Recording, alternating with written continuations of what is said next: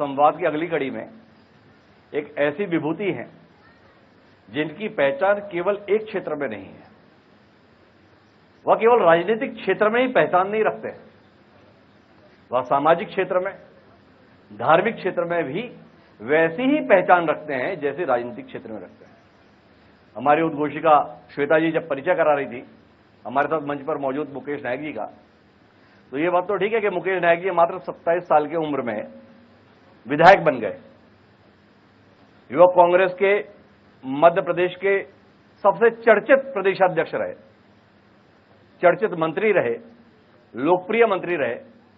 जब मैं कॉलेज में पढ़ा करता था तब उच्च शिक्षा विभाग के मंत्री मुकेश नायक जी हुआ करते थे और मुकेश नायक जी का मैं तब से फैन भी रहा। लेकिन मुकेश नायक जी जितने बढ़िया राजनीतिज्ञ रहे उतने ही बढ़िया कथावाचक भी रहे। रामायण की ऐसी कौन सी चौपाई है रामचरितमानस की जो मुकेश नायक जी को याद नहीं? श्रीमद् भागवत का ऐसा कौन सा प्रसंग है जो मुकेश नायक जी को कंठस्थ नहीं? रेड क्रॉस के माध्यम से काम की अगर बात करें तो क्या काम उन्होंने नहीं किया? महर्षि महेश योगी जैसी विभूति के साथ मिलकर काम करने का सौभाग्य भी मुकेश नायक जी को मिला। तो ऐसे विंध्य क्षेत्र में आज मुकेश नायक जी जो बगल में बुंदेलखंड से ताल्लुक रखते हैं, दमोह से विधायक रहे, पन्ना जिले के अंतर्गत विधायक रहे, वो हमारे बीच में है। मैं चाहूंगा ऐसी विभूति का एक बार जोरदार तालियों से सम्मान हो। और मुकेश जी बहुत बहुत स्वागत आपका। इतने सारे परिचय आपके साथ में हैं, पर उसके साथ साथ एक परिचय ये भी तो है कि भारतीय राष्ट्रीय कांग्रेस के आप प्रमुख नेता हैं। उस भारतीय राष्ट्रीय कांग्रेस के आप प्रमुख नेता हैं जिसके साथ लोग इतिहास तो याद रखते हैं पर भविष्य को लेकर सशंकित रहते हैं। यह भविष्य को लेकर आपकी बड़ी चिंता है, क्या कहते हैं अपनी भविष्य को लेकर, चिंताओं को लेकर?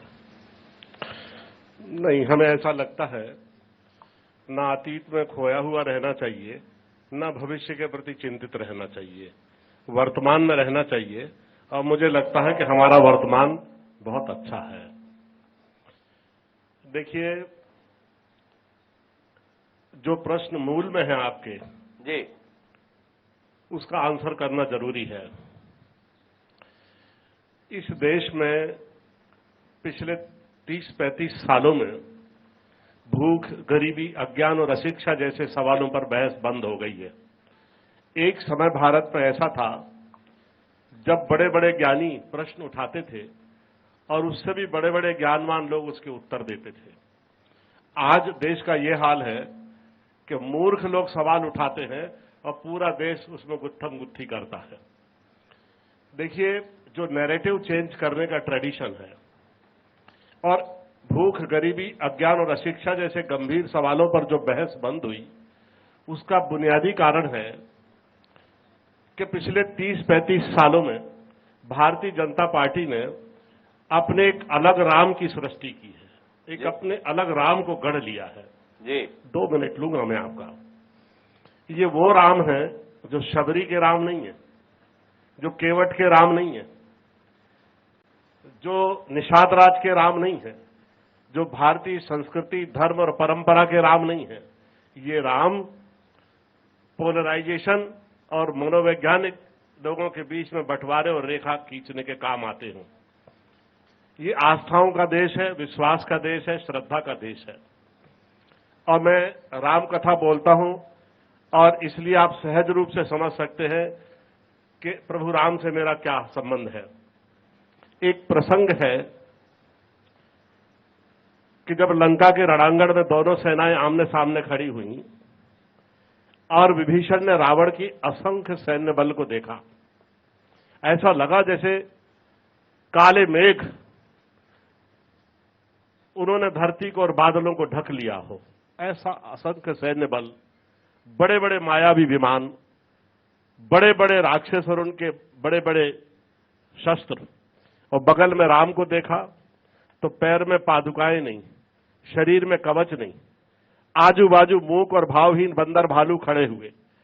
तो विभीषण ने कहा, भगवान राम से प्रेम के अधीर होके भगवान के ऐश्वर्य को भूल गया और कहने लगा कि भगवान इन पर कैसे विजय होगी, है ना। रावण रथी विरथ रघुवीरा, देख विभीषण भयउ अधीरा, नाथ नरथ नहीं तर पद त्राना, कही विधि जीतव वीर बलवाना।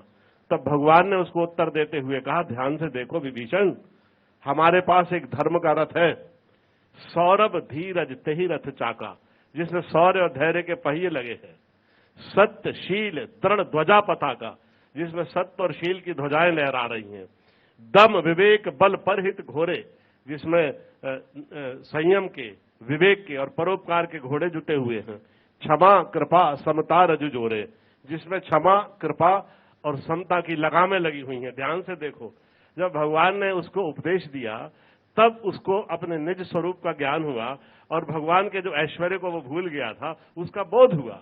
मैं ये कहना चाहता हूं, ये राम जो 30-35 सालों में भारत में गढ़े गए हैं, ये उन विभीषण के राम नहीं है, ये वोट दिलाने के काम आने वाले राम हैं, ये विभाजन करने वाले राम हैं, ये पोलराइजेशन करने वाले राम हैं।